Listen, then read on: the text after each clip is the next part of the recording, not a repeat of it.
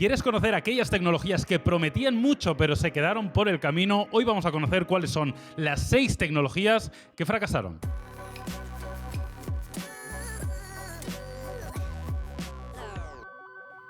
Vamos allá con esta lista, con este top y recopilación, y vamos a empezar por la sexta de ellas. Y la primera que queremos comentar es el teclado QWERTY. Comenzó muy fuerte, son muchos los fabricantes que apostaron por un teclado físico QWERTY. BlackBerry, por ejemplo, era uno de los principales precursores, pero incluso en los teléfonos Android, de hecho, el primer Android de consumo internacional, también conocido como HTC G1 o HTC Dream, era un teléfono con un teclado QWERTY deslizable. Es decir, tú lo que hacías era deslizar la parte inferior del teléfono y con un mecanismo de tijera tenías un teclado QWERTY físico para poder interactuar y para poder escribir.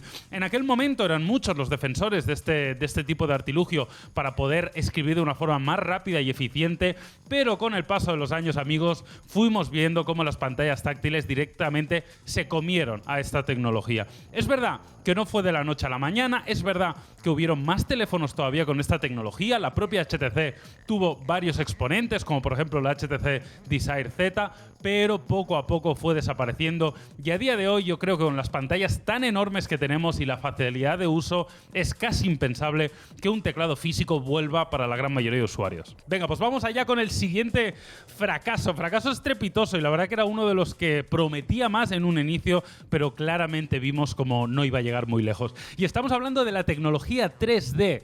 Tecnología 3D aplicada especialmente a los smartphones. Es una tecnología que evidentemente tuvo mucha repercusión en la industria del cine.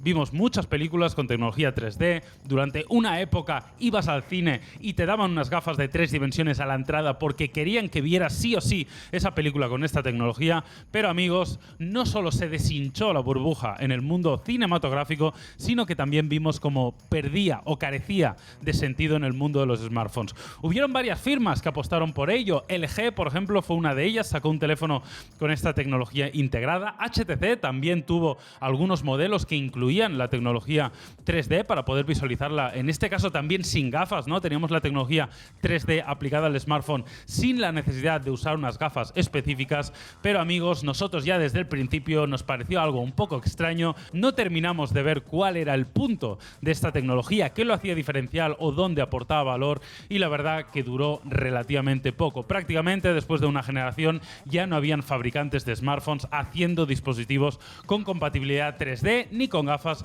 ni sin gafas, y luego también vimos cómo esta tecnología se deshinchaba también en el mundo del cine, en el mundo de las televisiones, y a día de hoy es prácticamente inexistente.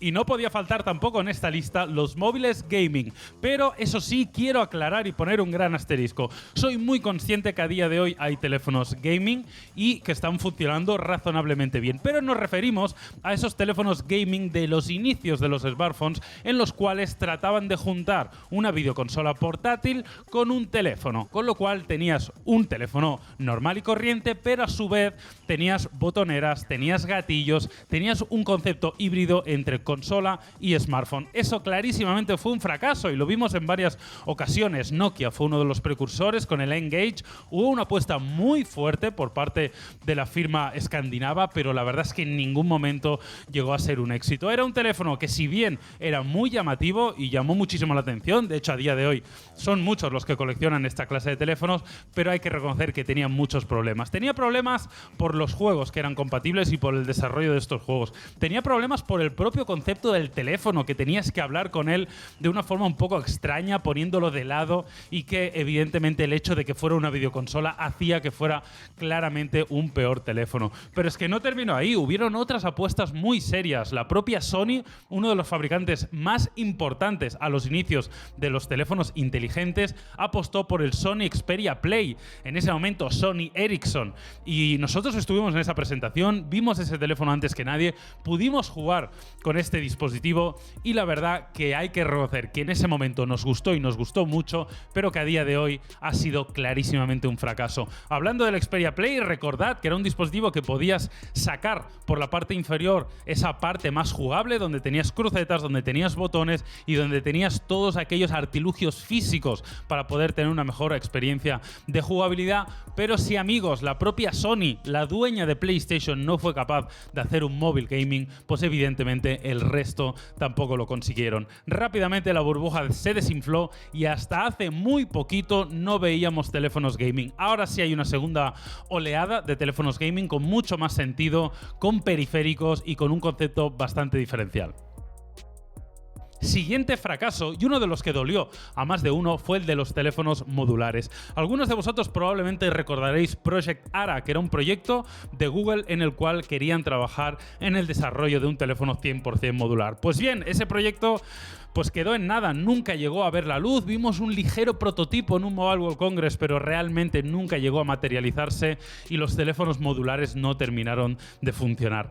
Hubieron algunos fabricantes que hicieron cosas muy interesantes con la modularidad. Por ejemplo, Motorola fue uno de ellos.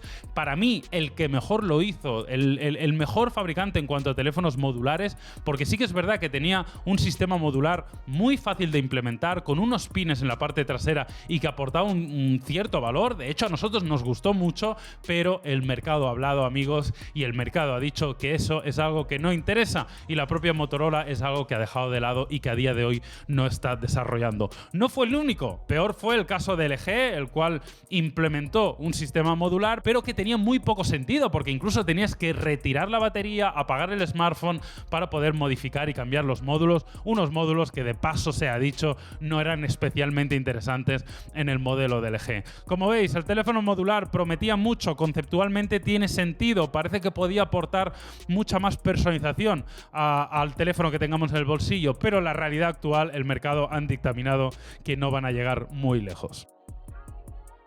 Otra de esas tecnologías que se las prometía muy felices era el VR, la realidad virtual que vimos en varios fabricantes, pero que yo diría que Samsung fue probablemente el que apostó más fuerte. De hecho, recordemos que Samsung tenía un artilugio en el cual ponías tu teléfono y podías tener realidad virtual directamente con tu smartphone. Hay que decir que estaba bastante bien implementado. De hecho, recuerdo un Mobile World Congress en el cual nos lo presentó el propio Mark Zuckerberg, porque tenía una colaboración, un Oculus, que es propiedad de la compañía Facebook, y la verdad que, si bien es cierto, tuvo un cierto momento de auge, a día de hoy es algo prácticamente inexistente. Samsung ya no está apostando por ello, ya no tenemos este headset que podemos acoplar nuestro smartphone para poder disfrutar de la realidad virtual, e incluso apuestas como la propia Oculus o las Vive de HTC parece ser que se están quedando en algo más profesional, algo más de nicho, pero que no está llegando al gran público, al menos no de una forma masiva.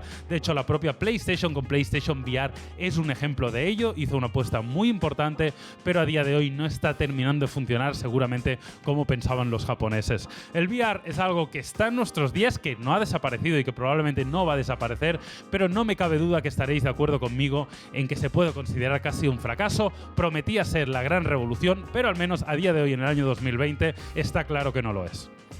Y vamos a terminar esta lista con uno de los fracasos más estrepitosos, sin lugar a dudas, pero que, ojo, podría ser que dentro de poco esto cambiara. No lo sabemos, pero voy a hablar de las gafas. Y voy a hablar concretamente de Google Glass, que fue lo que nosotros probamos y el proyecto que más felices se las prometía, pero que a día de hoy, pues evidentemente ha quedado relegado a un segundo plano. Unas Google Glass que te ponían un prisma delante de tus ojos, un prisma que proyectaba información y tenías una realidad aumentada en tiempo real, que hay que reconocer que a nosotros nos alucinó la primera vez que lo probamos, porque era algo muy diferencial y era algo como venido del futuro, pero que no se llegó a implementar realmente. Hubieron otros intentos. La propia Snapchat sacó unas gafas con un concepto un poco diferente, pero que eran unas gafas que te permitían, en ese caso, emitir directamente en Snapchat grabando lo que estabas viendo. Y realmente tampoco terminó de funcionar este concepto. Todos los conceptos de gafas inteligentes, gafas conectadas, gafas relacionadas con la grabación o relacionadas con la realidad aumentada nunca han llegado de funcionar funcionar, y especialmente con Google Glass, que era el proyecto más importante. Ahora bien, el futuro está abierto porque parece ser que Apple está trabajando en unas gafas inteligentes, y ya sabemos que cuando la compañía de la manzana trabaja en un concepto hay que tener mucho cuidado porque es una de las pocas firmas que puede coger algo de nicho y convertirlo en algo para el gran público y para todo el mundo. Así que nada, estos son los fracasos más relevantes que ha habido en la industria tecnológica en los últimos años. ¿Cuáles han sido los que vosotros consideráis los fracasos más grandes? Y recordad, os podéis suscribir aquí a los top y nos veremos muy pronto. ¡Chao!